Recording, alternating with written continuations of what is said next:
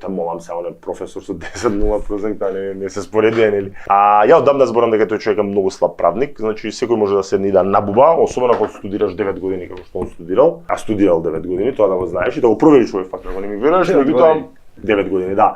Два факултети се завршуваат за 9 години, а за 4,5 години завршив, меѓутоа проблемот е што ја бар мислам, мој впечаток е, не тврдам дека они им ги пишуваат тужбите, овие само удираат печати. Што јас почнав да знам и стилот со фусноти, со обсесивно компулсивно однесување и таа тужба може и треба да ја објавиме е еклатантен пример за правна неписменост. Човек може да си прави рилсчиња на телевизија, да тера Facebook политика, е многу слаб и на притисок е многу слаб. Не трпи, затоа никогаш не отишол кај Васко Ефтов иако бил викан, затоа никогаш не отишол кај Иван Мирчевски иако бил викан.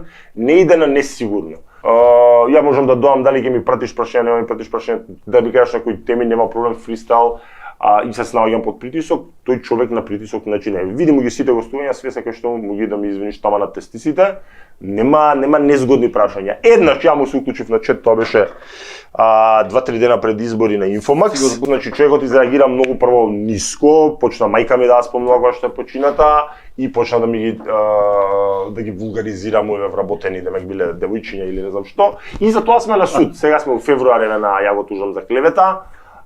И сме на суд, па еве ќе видиме